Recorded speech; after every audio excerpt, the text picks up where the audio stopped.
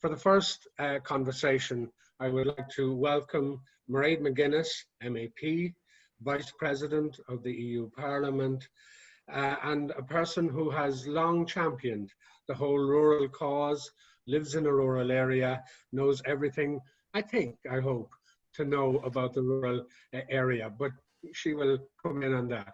Andrew Forde, he is Principal Officer at the Department of Rural Community Development, Head of Rural Strategy and Social Enterprise.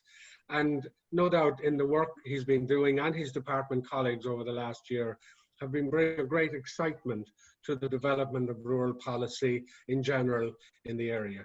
So if I may start, first of all, you're welcome, both of you.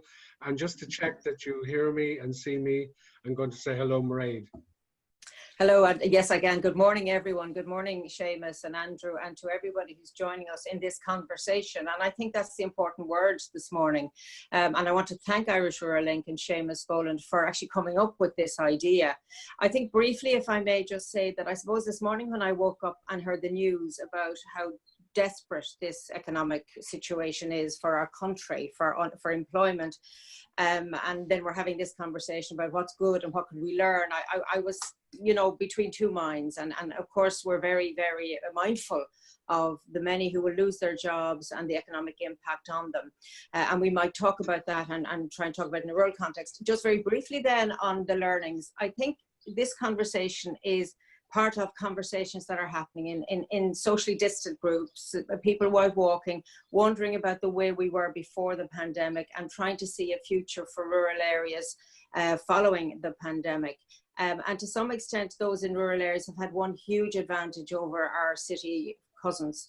We have space and we have access to it. And I think we might talk about mental health issues because I think that's part of this conversation as well. So those are some opening remarks, perhaps also to refer yesterday to the very big recovery package launched by the European Union about climate change and environment and how important rural areas are for all of that. I know that's a big opener, Seamus, but it might stimulate some questions and comments from those who are joining in the conversation. And indeed, I'll go to Andrew in a moment. Just those of you who have tuned in, thank you again. You have opportunity under the questions and answers button to put in the questions. Many of you have done it already, but Mairead has given you some thought as to the kind of thinking and conversation we're going to have. Andrew, hopefully you can hear me as well, and I'm going to say hello to you. Loud and clear, Seamus, and Mairead, Seamus, and everybody, a very good morning to you all. These are very strange times, but in a sense, I think we do have to try to take the positives from it and see just how appreciate just how cohesive we've worked together in the last number of months through this period. Yeah, there's a lot of reasons for us to be concerned, and a lot of people grieving this morning. I think that we should be starting off really with an acknowledgement and reflection on the fact that 1,600 people have lost their lives, and that is a very sobering fact. And our thoughts are with those families and friends of those people who have lost their lives. On the other hand, there are more than 20,000 people that have recovered from it. There are opportunities to be accrued. I think this morning's conversation is a really welcome one, Seamus, and I congratulate Irish Rural Link for organising this conversation, because that's the only way we will, I think, progress and seize those opportunities as we put our heads together. So very happy to be here. Thank you. Thank you, Andrew. Mairead, I'll start with the sort of question that if the pubs were open, this is what we'd be really talking about in the pubs. What has it been like just for you? You're an MEP, you travel to Brussels, you travel to meetings, you're involved hugely at a high level. But I presume, like the rest of us over the last few months, you've had to change your lifestyle. So for you personally, what's it been like? Well, I think like many people, we're at home. And I suppose because for the last almost 16 years, I've been running between home and Brussels and Strasbourg and meetings and deadlines and all that goes with it. I do try and take time out in the past to reflect, but I think I've had more time to reflect now because those journeys don't exist. So there is a little bit of time then to think about issues like we're raising this morning. I would have to say that in the beginning, there was a huge readjustment because I wasn't on the move. And, you know, I did think in the early days, this will last a week or two, and it hasn't. It has gone on much longer. And we've become better in the European Parliament at doing our meetings online. I've already had an Environment Committee meeting where I was presenting on climate law that I'm one of the shadow rapporteurs on, and on shortage of medicines. And it's been very effective. We've linked from Finland to Ireland. So we've learned new ways of working, and indeed we may look to changing some of the ways we work in the future. But it did take me a while to change my mind that I wasn't going places, and to take down the, I suppose, the movement notch, work more coherently, and also therefore to see that the way we were doing things didn't really, if you like, think about other ways of doing them. So what I'm trying to say is it's only when you're forced to think that you will actually, and when change is forced on you, that you have to change. And I suppose necessity is the mother of invention. I've been talking to some of my colleague MEPs. Some of the men have said to me they're finding home life a bit difficult because they haven't been around. I'm actually enjoying being at home. I have to say the weather has been glorious, even though the farmers around me are not happy, they want rain. But I've had time to appreciate some of the big issues we talk about, you know, the work-life balance, biodiversity. Everybody is actually talking about these things now, which makes it easier for us as policymakers to move in a direction to improve all of those things. But it's only if we learn, and I am a little bit concerned that we might revert to the way we were completely if and when this pandemic leaves us. I think it's changed. I know working at home, occasionally myself, my son is complaining about the noise of the bird song. He's never heard it before, so it's a real change. Could I just mention, because there's somebody on Twitter has been in touch with me from the south of the country and makes a very good point. First of all, their internet connection is terrible and they'd love to be more involved in this conversation. And secondly, their mobile phone connections are terrible. So they're two basics we need to strengthen for all communities. And I can tell you, Mairead, we have a bit of time. We have lots of questions coming in about broadband and coverage. We're going to come to those in a moment. Andrew, working in the civil service, I know you're a countryman at heart as well, but lots of people from the public service, civil service are also working from home. For you, what's this change been like? Honestly, Seamus, it's a question of just kind of muddling through. You know, we're all in the same boat here. Well, actually, I'd say it in a different way. We're not all in the same boat, but we're all weathering the same storm in different boats. And we might come back to that particular point a bit later. But it's not easy, Seamus. You know, it's not easy, and I'd very much be of the same view of Mairead there. That, you know, this has forced us into a situation where we, in a way, we bust the myth around remote working for once and for all, conclusively. You know what? We can do it. Yes, I absolutely accept the fact that there's difficulties around technology and so on that need to be addressed as a matter of urgency, and are. But I think culturally, it's busted that myth that there's any, principal problem with working remotely. I think we need to embrace that. We have in the civil service, in the last 3 months, I have to say, I've been incredibly impressed by how quickly my colleagues have adjusted across the whole spectrum. In terms of the remote working, but heaped on top of that is this urgent requirement to deal with the national public health emergency like we haven't seen, at least certainly not in my lifetime and probably not in any of our lifetimes, which has required coordination, communication, cooperation, you know, a common vision, and so on and so forth. So it's not just a sort of trial run in sort of perfect conditions. It's actually in an emergency phase. So the question is, how do we retain that good experience, learn from that, and take it forward and make it part of the new normal? And sorry, I should also say that it's not necessarily all good. You know, I mean, I've got 2 children here, a 3-year-old and a 1-year-old. So there are meetings where I'm balancing one on one knee and one on the other knee, and, you know, trying to do as much as we can. It's not easy. But I suppose what I'm saying is this be part potentially of the new normal, so that we can maybe readjust how we live our lives to find that time that, you know, it's not okay to be in a car 2 hours in the morning and 2 hours in the evening and seeing your kids only for half an hour before they go to bed. That's not okay. You know, the future can be different, and we can take some good lessons from this experience. Mairead, in terms of regional balance and development, the curse in this country, from if you go to all the meetings, and you've attended them in rural areas, every job is in Dublin or Galway or the cities, nothing in the Midlands, nothing in the Northwest, the Southwest, all of those areas. Are we being handed an opportunity to look at two things? Allowing more and more people to work from home, even if they're working for the big Glaxos or the big companies, Googles, etc., or even the small companies. And would that in itself solve some of the emissions problem? Can we kill two birds with a stone, if I may use a euphemism?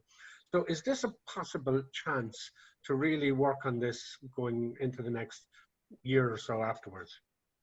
Yeah, just before I answer that, I want to say, Andrew, if your two children were sitting on your knee now, you'd be stealing the show. And I think to some extent what you're talking about is that we have segregated aspects of our lives completely. So we work, we go home, we have time with the children. And in fact, it's not a great way to live. And I think we're discovering that it might be more honest and more open to say, well, actually, I have children. I did that. I have 4 children. They're adults now. But I remember when the twins were very small, almost 27 years ago, bringing them to work. I had some help, but just to try and say that, like, you can't cut me off from my family life. Quickly to your questions. The first thing is there are jobs in the regions. I don't think we should say that it's all bad. In fact, there's been quite a lot of new jobs created. I've been to Sligo, fantastic companies there. I've been to Mullingar. But of course, we want more because we're seeing people from those regions driving to the big centre. There are 2 ways we can see opportunities. One is they work at home, but I think the work at home model only works for some.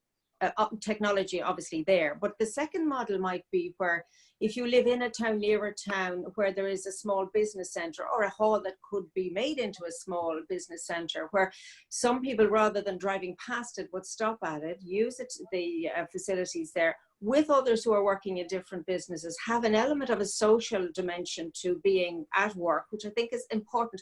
I think especially for young people, I'm not so sure that working alone from home, which many are doing now, is very healthy. Even from a mental health point of view. And when you're young, you need the socialization of work. So perhaps a model that's not all home would be workable. And I think we need to do that. And maybe organizations like Irish Rural Link with others could actually start working on lobbying for that, and lobbying not just government, but companies, because, you know, the companies on the boards, they should see an opportunity to facilitate their workers, because the most important asset a company has are its employees. And look, we're going through a really bad patch now, which we hope we will recover from. And I think that this model, you know, properly structured, can work very well. And on the emission side, I mean, we are aware, I mean, that many of our cars are sitting idle other than to go to the shops, literally idle. The long commute is bad for the atmosphere. It's bad for people's health sitting for so long. So there's an awful lot of pluses that would come from it. And when you think of, even if 10 people were working in a hub, the economic boost that will give to a small village or town is important. You know, every little bit helps here. And also it will give people a bit more time for the community activities, which are so much part of a vibrant rural community. Andrew, you picking up that thread, Andrew, you've been doing a lot of traveling around with workshops, particularly in the social enterprise and the wider rural development. Rural towns and villages have been really, let's be blunt here, decimated in many ways. They've seen the shops closed, the post offices, all of that. In other words, the vitality, we've kind of seen a resurgence of that in the last few weeks.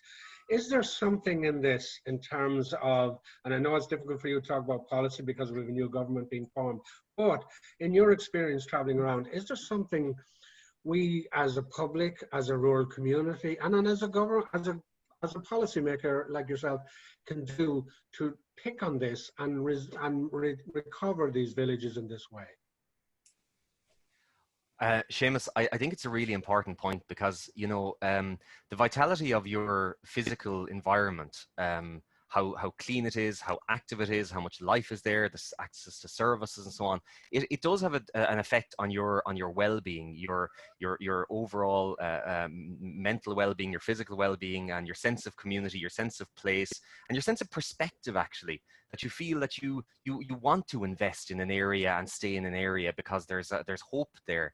And certainly in the last year, We've carried out extensive consultations around the length and breadth of the country, on the islands and so on and so forth, and listened very carefully to what people have been saying around their concern that shops are closing and pubs are closing and post offices or whatever it might be in the particular area, and people are leaving. And I think that's actually has been one of the biggest concerns, is that young people in places are leaving, and how kind of what an effect that has on others.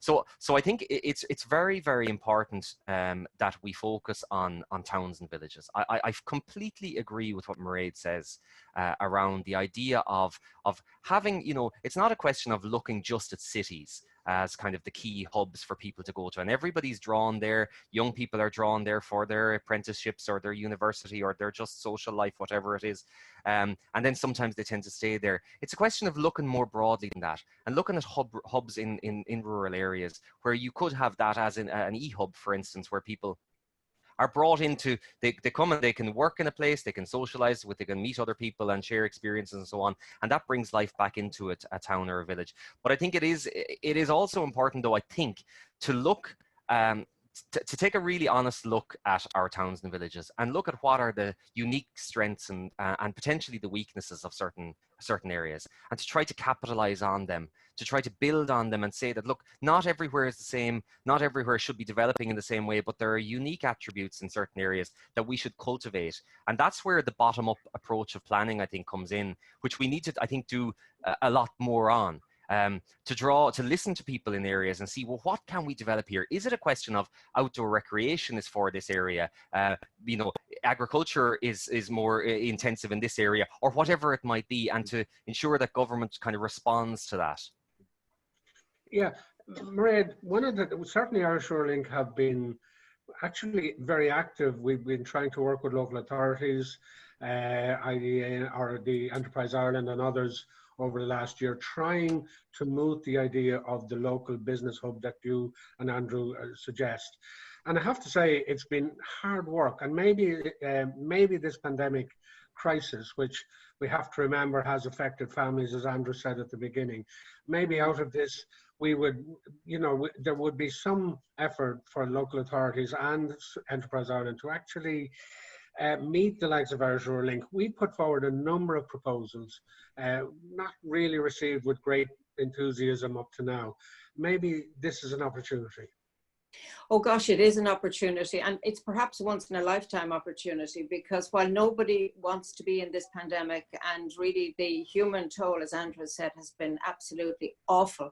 So many people affected, and even the normal grieving and funerals of rural life have just, you know, not been able to happen. So I think there's been a devastation to a lot of what we hold very dear.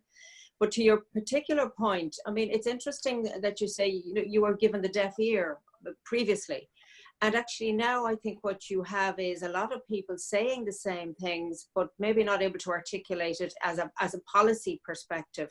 Whereas I think you have that now. This is an opportunity, because in government formation, which, as you know, is underway, and I've had conversations with Minister Heather Humphreys, and I think that she is very open to listening to ideas. Whatever about the future, we do need to use what we're learning today. And there are some buildings empty in villages and towns. Some already exist as hubs but are underutilized, but some that could be, if you like, reformulated to take in a number of people. But I do think, and I mentioned it earlier, Seamus, I think you need to knock on the door of the multinationals and the big companies and say to them, would you do a SWOT analysis of how life has been for your company since the pandemic, in terms of employees, where they're working, how they're working, what worked for you and what didn't? And rather than saying, and we hope that this pandemic passes, but none of us knows when that will happen, but when it does, and we hope sooner rather than later, that we just don't revert to type, that we actually say, well, you know, there might be a better way of doing this. And I think, Andrew, you mentioned well-being. And I think a lot of people are feeling, I mean, I think I feel better than I did when I was racing around the place. And I don't know if I look any better, but at least I think I feel a bit better. You certainly sleep better in your own bed. It's a very simple fact. Now, I know my life will change when we will have to travel more, but I do, and I've said it to my colleagues, for example, in Brussels, why can't I make an intervention from my home to a committee meeting in future? And I think people are beginning to say, yeah, why did we do it that way? Because it was the way we always did it. And sometimes the way we always did it is not the way for the future. And as you mentioned, particularly around climate and biodiversity and environmental impacts, the way we structure our business, our work life, is not conducive to achieving climate neutrality by 2050, which we have committed ourselves to do.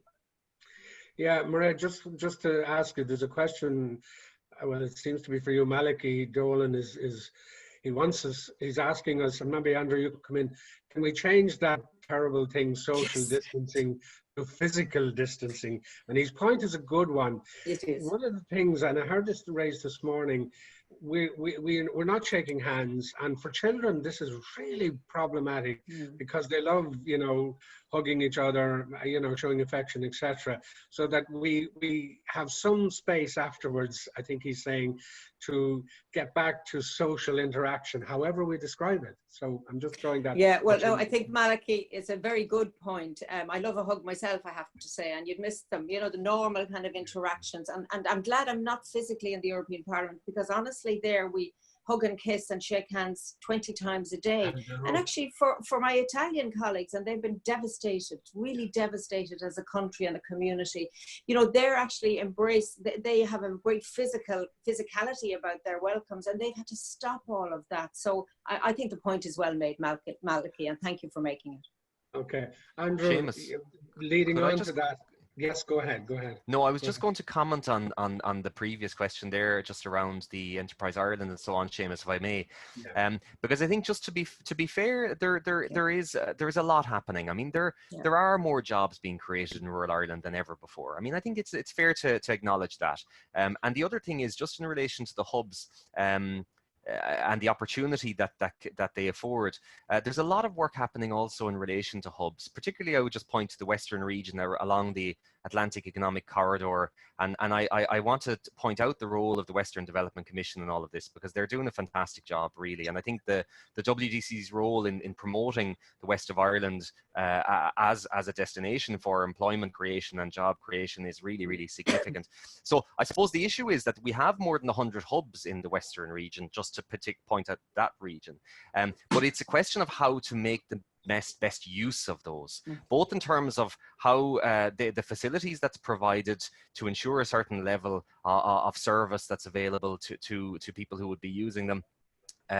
But also to make them more attractive to potential customers, as it were, and to, you know, promote them as a viable alternative for businesses, rather than setting up your own office or whatever it is. Go in there, and as Mairead said earlier on, there's a lot of you know, additional benefits to being in that kind of a space. So there's a lot of work going on, but it's a question now of how do we harness that and promote that and develop that even further.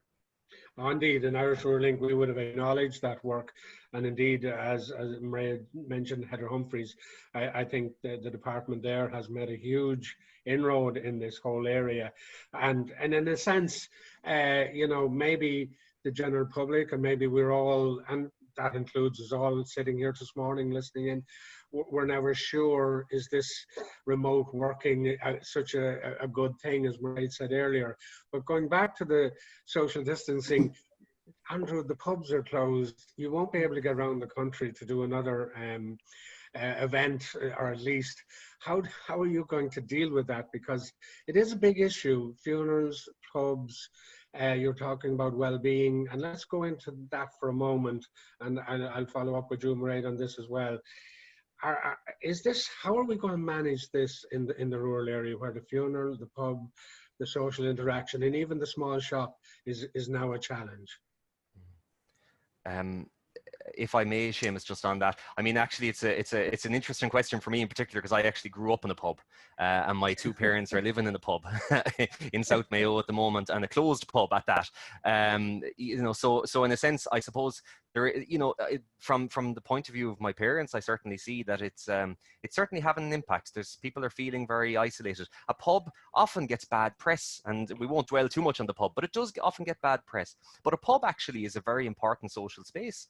It's in very remote rural places. Pubs can often be a place for people to meet, to exchange, to even do business, and so on and so forth. But the broader point is the key one here, is how do we adjust to this? And I think, look, I think people have done a fantastic job in general in their own lives already by embracing the social distancing. Physical distancing, I fully agree, is a much better way to put it, in terms of just keeping that space so that we are protecting lives first before livelihoods. You know, that's the key point here. And there's an issue of individual responsibility on us all to change, make those little changes to our behavior to make sure that we can suppress this virus to the best extent we can.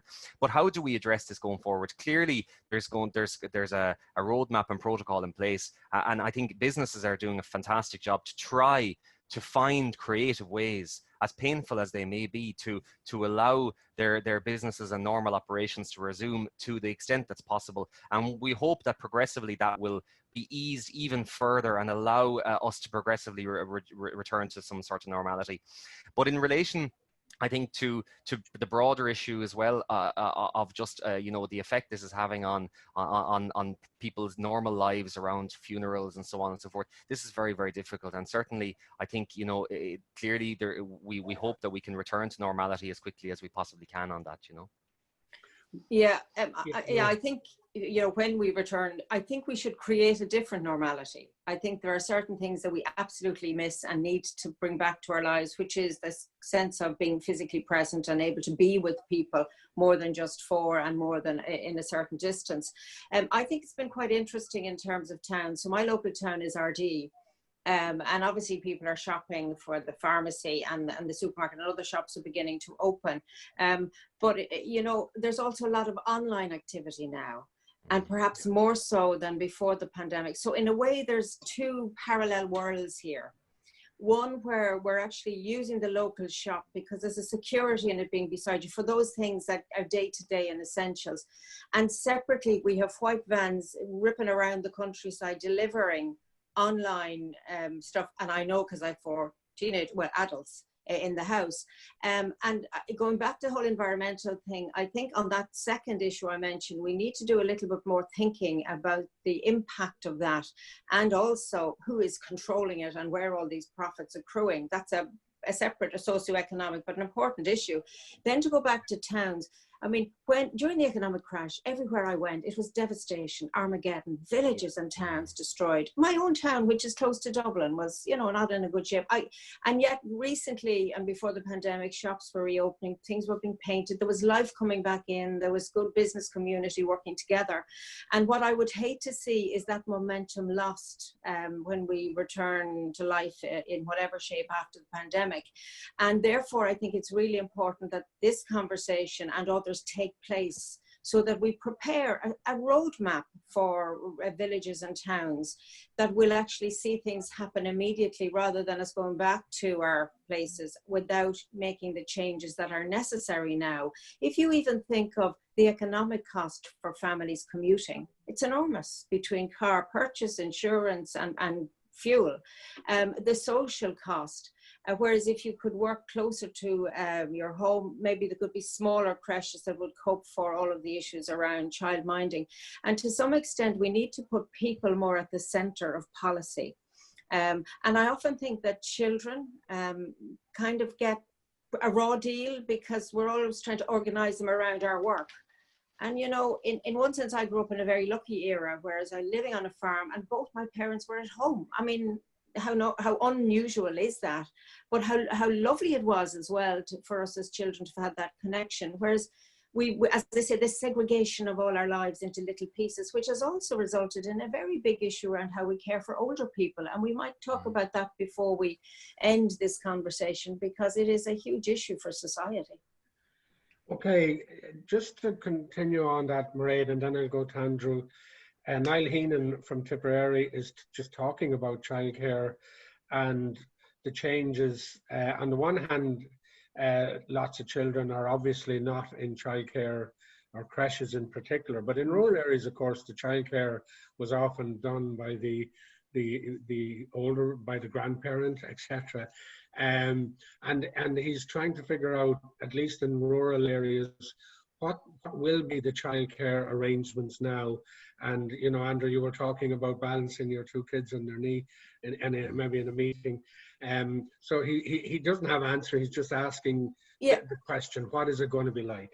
You know? Well, I think he's right to ask the question, and I don't think any of us have the answers, because we have a model at the moment where the creche, and we know that creches are under huge pressure, and we also know that in the ongoing rollout of restrictions or easing back of restrictions, creches can't go back to normal. So the model of the past was informal.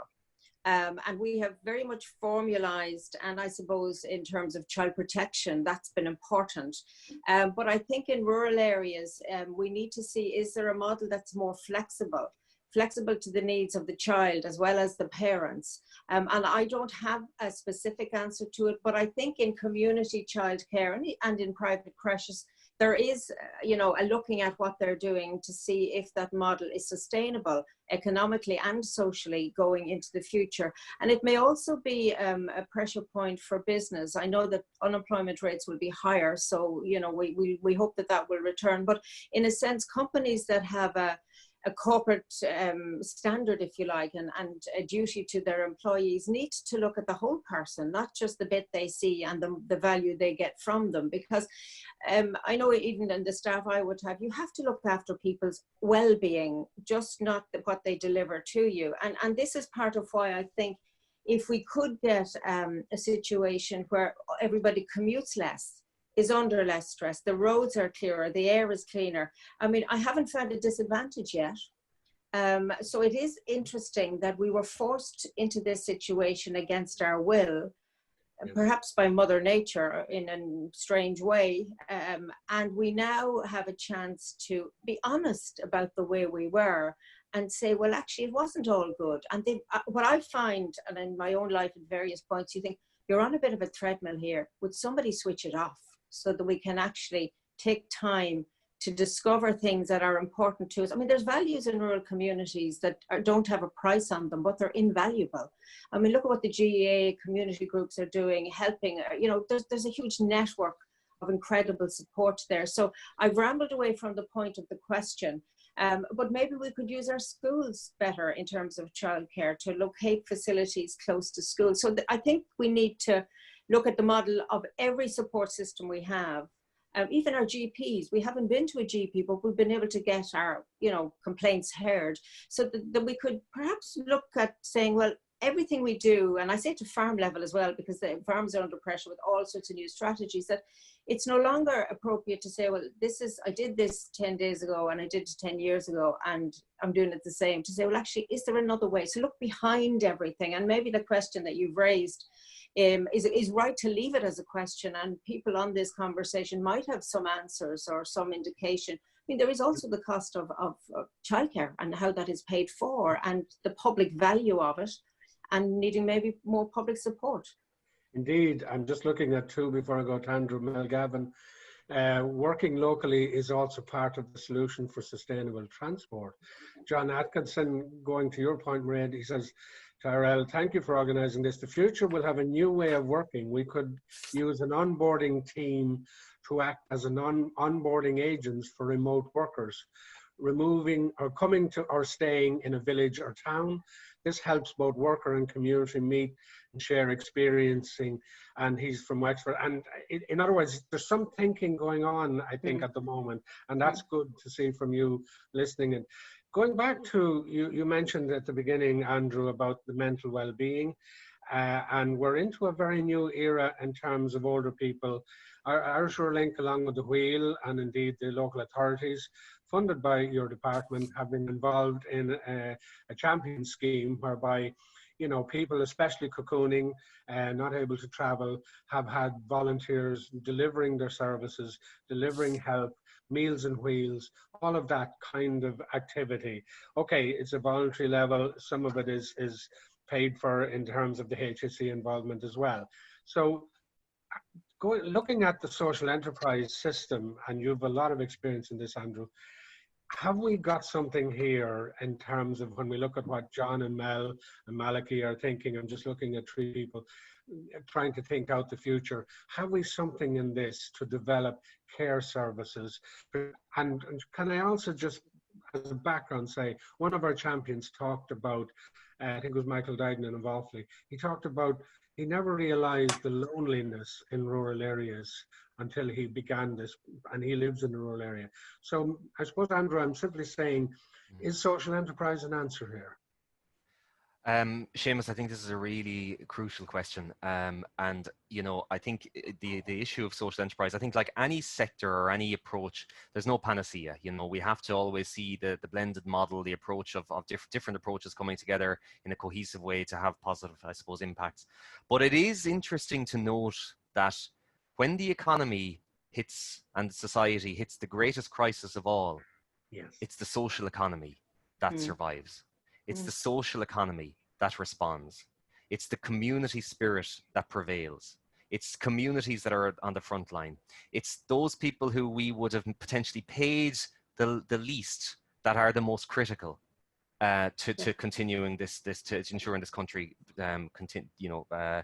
carries on. That really, I think, turns everything on its head around how we understand value in this society.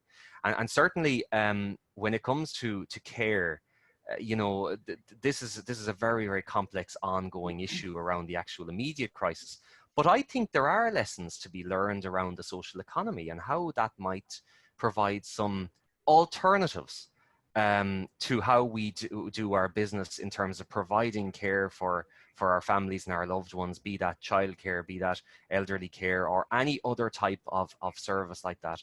Social enterprise in this country is nothing new. I mean, social enterprise in Ireland is 100 years old, has its roots in the agricultural cooperatives and credit unions and so on. But what we're talking about, and just maybe for the benefit of everybody online who might be not all entirely familiar with it, but we're talking here about a business model that is designed deliberately to benefit society and not individuals. And therefore, these are businesses where they have a social or an environmental mission and profits are reinvested. And you'd think actually that some sectors would lend themselves to that approach more than others, such as elderly care potentially, or childcare, whereby we're talking about the well-being of our young people or our elderly people. We want them to get the best care. You know, I'm not saying for a second that any of our elderly care facilities in this country, you know, have some sort of misguided principles or values. Not at all. All I'm saying is that there does seem to be a compatibility with the person-centric approach of a social enterprise as opposed to necessarily a private profit generating approach. So I think it's something to look at. We developed last year the National Social Enterprise Policy for Ireland, the first time ever, and it's really part of a European-wide momentum around social economy, around seeing this as this can be a new way of doing business in a whole range of different sectors. And we know that in Ireland, the social enterprise sector, at least a quarter of all social enterprises are in that space of community care and so on and so forth. But why not imagine a situation where that evolves, that develops even further? On a European level, 15% of all businesses are social enterprises, far, far fewer in Ireland. So really the opportunity is there, and the opportunity is there to promote business, but in a way that supports public policy commitments, both on a national level and an international level, helps us get closer to our climate targets, potentially for those operating in the environmental space, or UN SDGs targets that are very, very clear, you know. So I certainly think, Seamus, there's an opportunity to look more into the social enterprise model around community care and elderly care. Mairead, there's tons of questions linking to that to you on, obviously, when you're there, the next rural development program, what will be in it? Is it time to rewrite some of it? These are some of the questions. And taking up we know Leader do tremendous work around the country, so obviously they would be timely in terms of funding social enterprises. And I see another a reply here from Anne Finn talking about the good work Enterprise Ireland does do. So that corrects me a little bit from an earlier point. They fund a workspace in Gert, but she talks about housing. So Mairead, let's talk Europe for a moment and what they're doing about the crisis. What's your take on it? Well, look, Europe in the beginning was overwhelmed by it and in a way didn't react cohesively to the public health issue, and each member state decided to do its own thing. So there was a little bit of unease about the start. I think since then you've seen a more coordinated approach from a European Union level, because this is nobody's fault, so it's everybody's problem. And yesterday is a very big announcement. It's a big vision that we're going to have billions of euro to invest, particularly in countries which had a devastation by COVID, Italy and Spain, for example. But they will also remodel the budget, the MFF, this multi-annual financial framework from 2021 onwards, to take account of an increase in it and then how to channel the funds through it. And I think it's really important that all of the issues that are referenced by Andrew around the social aspects of living are incorporated into a recovery strategy, because we do know that it will be very difficult for individual countries to fund a recovery. We've just come out of an awful crash and now we're, through no one's fault, going into a more difficult one. So I think there is also a sense that if you look at the European Green Deal, and sometimes this jargon is annoying, but there is a very strategic plan for the European Union around being a more sustainable Europe. One that's sustainable in terms of our energy, our economies, our societies. And I think this pandemic has, if you like, pushed that agenda much more forcibly. And I think it's interesting that in Ireland, we don't have as many. I mean, Andrew's just gone through the figures there involved in social enterprise as the rest of Europe. So we could learn perhaps from models that already exist. I spoke to Mary O'Neill of Louth Leader last night about what they're doing. So I think Leader has been a very good bottom-up approach. Needs more projects and everybody needs ideas. So I don't think that funding will be the main issue. In my view, the main issue for human beings, and I include myself in this, is when we are faced with a crisis, we either recoil or we come through it stronger. And we do it with an open mind. I often say to myself as to others, when we're going into a difficult meeting, I say, would you ever leave your baggage outside the door? And we'll all come in with open minds, the conversation.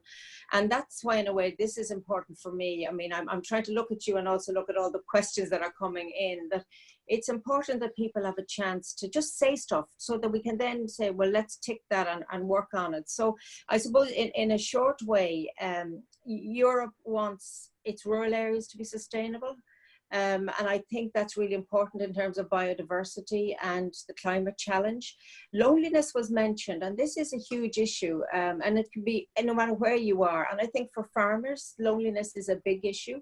So wouldn't it be nice if our villages were more vibrant, and that when people went in and out for the paper or whatever we do, that there was a more sense of a community there. And also farmers are using technology. Wouldn't it be great that these hubs, that Teagasc, or we would think of bringing farmers into a hub local to them, to talk about how to farm in a more sustainable way. So I think it's a question of, I try to do it myself all the time. When I think something is straightforward, I try and look behind it and see the opportunities that we haven't even seen yet.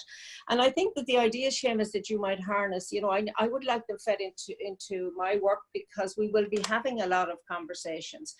I would say, though, that yesterday's vision has got to be matched by commitments from member states to cough up. And I mean that in the sense that those who can must, because the European Union will either rise or fall on its own set of values. And solidarity is one of those values. And for Ireland, a recovered Europe is a buoyant market for what we produce, the services and the goods. So, I mean, I've kind of run off the point a little, but I do think that sustainability, if you take that hook alone, what we're talking about this morning would make lives and economies and companies more sustainable if we adopted them. And Mairead, just one thing, we've heard a little bit in the last few days about the frugal four, in other words, the politics. I know for certain, I'm looking at some of the questions here as well. Are we in Europe going to react, in your opinion, because you really are the expert in this area, in a really positive way, that makes Europe stand out, or are we going to just be dragged along, screaming into making a mark in terms of the EU? Well, the worst I've been dragged along is that nothing happens. And I mean, I think that you have to grasp this opportunity. Don't waste a crisis, which has caused so much sadness and devastation. So we have got to learn our lessons. And I've just, as I said, come off a conversation about medicine shortages and how we need to look at looking after our own public health issues here. So I think that Europe will have to do it, because if you look at the rest of the world, there's sort of bad things happening out there. We have presidents making pronouncements. We have potential trade wars between China, the US. I mean, there's India. There's a lot of things there that if Europe, with our, I suppose we're more advanced in many ways, if we don't show leadership, then I'm afraid the world is not in a great place. What that means, though, for Europe is we have to take risks, we have to invest, we have to be prepared to be the first, for example, around climate and biodiversity issues. We have to lead by example. And, you know, Europe is a funny old beast in a way. It's not a forced union, it's a voluntary one. We also realize that our big neighbor, the United Kingdom, has drifted off, and that's also going to impact a lot of what we're talking about now. But that if you take it at its best, and I think out of crisis, Europe usually does its best because it has to, that without the European Union being a leader globally, I mean, I would worry for the world, because I think what's going to happen is a retreat. You were beginning to see it within Europe, even at the start of the pandemic, a retreat to the nation state, then realizing, and maybe the pandemic has woken us all up to one reality, that you cannot isolate yourself from the rest of the world. And if you try to do it, then bad things happen. So we have to try and show, I suppose, others that Europe has a vision, has a plan, and wants to build on the values that we have, including around social solidarity, because sometimes Europe is seen as an economic model, and it's not. There's a commissioner now for the social enterprise, for the social side, who's absolutely fantastic on this and is pushing out the boundaries. We're looking at child guarantees. We're looking at things that are important for people. And to some extent, while we may not appreciate it, and I say this everywhere I go, that the more I travel, the more I realize that what the European Union has it in its intrinsic value, and what it has done for Ireland is immense, because we would not have built, we would not have grown, we would not have broadened our vision without it. Now, it has not been faultless, and we could go into that detail as well, but I think we have a duty to lead. Yeah. Andrew, one of the key questions coming up here is broadband, and and I'm going to ask both of you this anyway, but one person here, I've just written a question here, and she texted in. Have we put that question of broadband to bed now? We must need it. We cannot live without it. The debate about the cost and all the rest. Surely we must now, on this pandemic, learn one thing, and that is we need a full broadband service. Andrew, can I throw that at you for a start? Absolutely. Yeah, look, that ship has sailed. It's absolutely clear that if there was ever a dissenting voice or a doubt in anyone's mind about the importance of broadband as an infrastructural investment by the state, it is clear that it is absolutely critical. It is critical, but it's more than an infrastructural issue. It's an equality issue, Seamus. And I think we actually should start to think of it in that regard. If we're going to really seriously talk about balancing regional development, ensuring that we have a cohesive society and communities that can really engage and be activated and animated, we have to provide it as a fundamental basic infrastructure. And I'm very happy to say that the government is doing that. And I mean, even just in the coming year, the 300 broadband connection points are going to be rolled out, and it's going to be a very, very sharp then increase in terms of the rollout of broadband. But it can't happen fast enough. That's the difficulty. We see now that in the response to this pandemic, we needed broadband, and it's not just good enough to have a connection. It's about having a quality, high-speed broadband connection, because that's what business expects nowadays. That's what society expects nowadays. Everything we do is online, and the opportunities to be harnessed from that are huge. And actually, I would focus on that. Actually, it was very interesting last year when we did we were doing a consultation exercise around the country.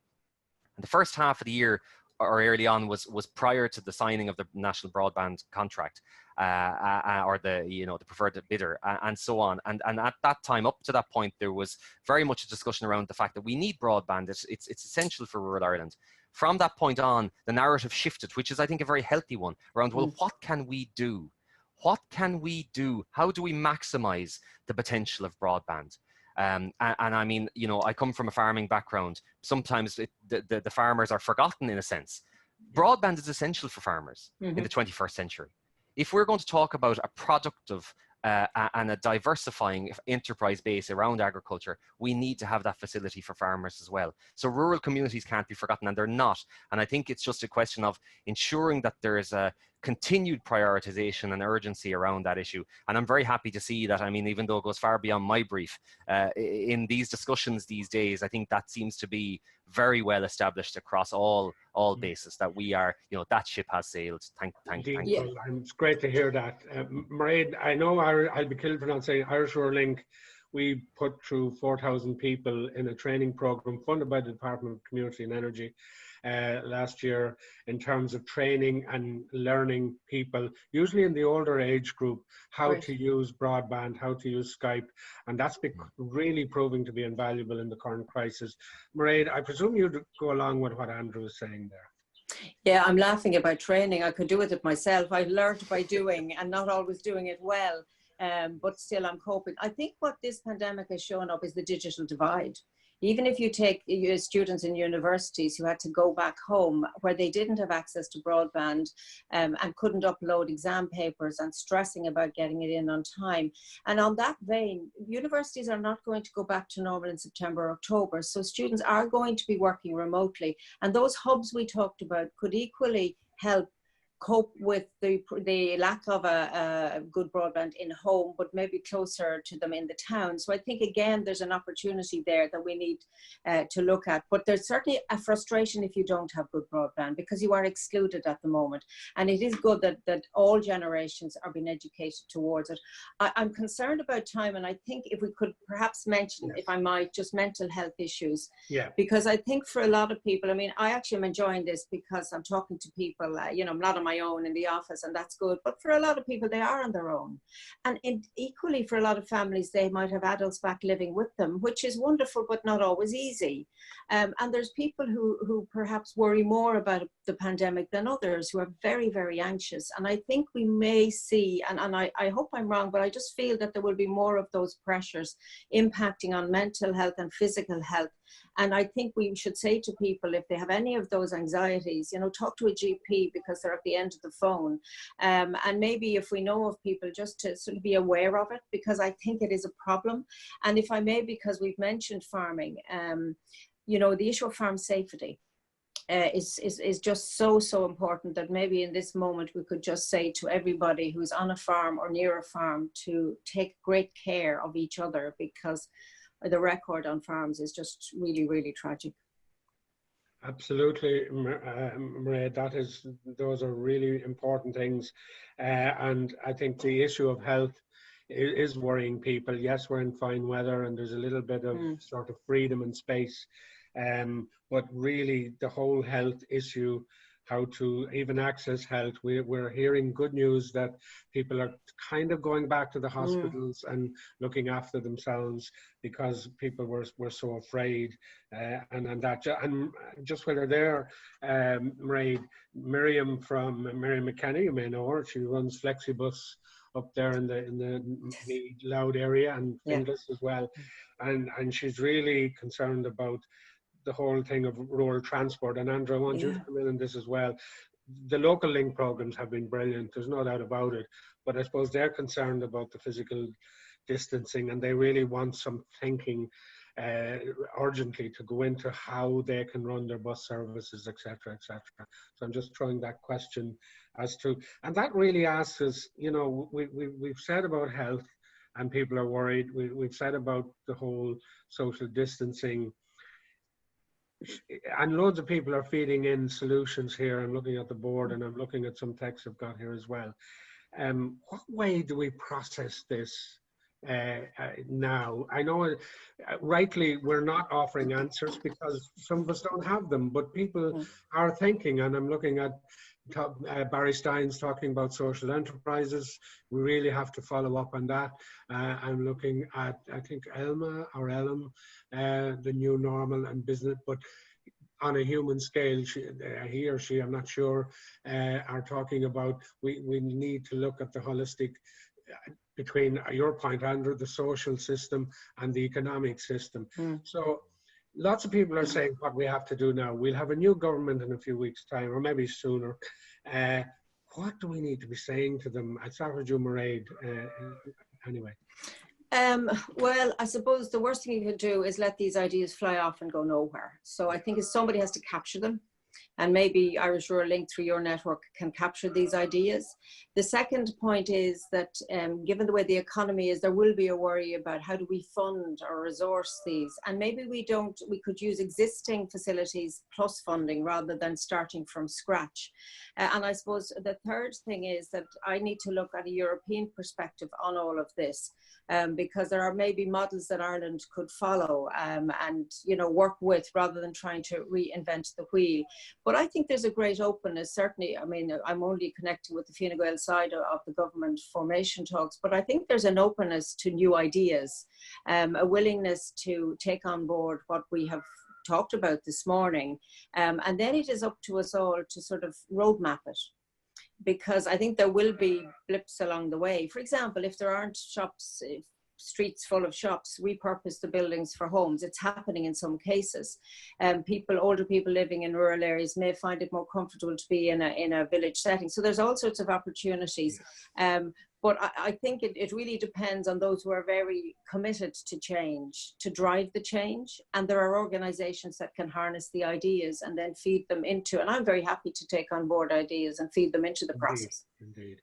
Andrew, how should we manage to process this? We'll be doing more of these conversations over the next few weeks. That'll be one way. What would you look for in terms of processing the good ideas, some of which are coming through this morning? I think the first thing, Seamus, is that these discussions continue.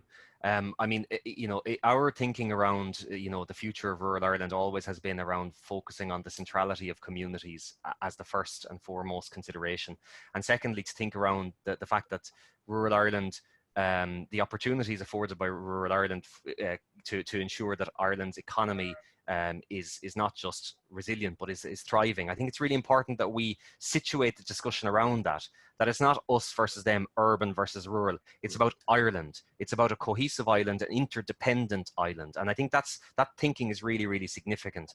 I would say in relation to my particular role, because I suppose I have that great privilege that I'm in a position as a civil servant to assist the incoming government, hopefully, in certain ways around shaping what the rural policies might look like. And my work has always been guided by listening and partnering with community organizations in the field and continuing that dialogue. And that I would encourage to very much continue and to build on. Like, we have just seen a phenomenal experience of partnership over the last 3 months, where the government, local authorities, state agencies, and community organizations and individuals have worked together hand in glove. We have to continue that. That's what social partnership is called. And that's how we will ensure that we have a really sustainable future where we're working together cohesively, where we're helping each other and criticizing maybe where need be, but we are together shaping the priorities for the future. So I think that's lesson number one. I just a very practical one, Seamus, though. It would be very helpful if you could send me all of the comments in the chat box, because I'm only after looking through and I see there are quite a considerable number of points there that are very valid for us to pay attention to and potentially respond to. And I have loads of apologies to send to Adele and Chris and a whole load of people who sent in. Ray, before I wrap up, as a former broadcaster, you'll know time is against me now. Your last words on this. Well, I suppose, first of all, thank you for the conversation. I should have had a cup of coffee, but I forgot to make it. But I think the social aspect is really important. And I think we're all learning. Sometimes when you stand still and just let your head, use that, the capacities. And I think this conversation is part of that. And I would reiterate that you need the local, the national, the European working together. You can't have one without the other. And I think there's lots of things we can criticize and worry about, but primarily we have seen, because of the season that's in it, what a wonderful country, what a beautiful country we have, and how if we nurture it, it can be better. And rather than building communities based on the act of working in the city, why don't we create communities where the active can work locally, even if the business is in the city, and therefore bring back time and space and value to people. And at the end of the day, I suppose when we're all reflecting in our older age, if we live to be it, you won't remember with great fondness the long commute on a busy dual carriageway. You'll actually dread that bit, but you'll remember the times you had and the places you visited and the things that you recall. Even in this pandemic, we will look back. I mean, I would probably have to go back to Brussels before the summer recess. Am I looking forward to it? Don't know. I mean, for all of the reasons that we've been talking about, there has been, I suppose, a simplistic life, perhaps now, eat, drink, all the, the normal things, but also a time to reflect. And, I think Irish Whirling has always done that.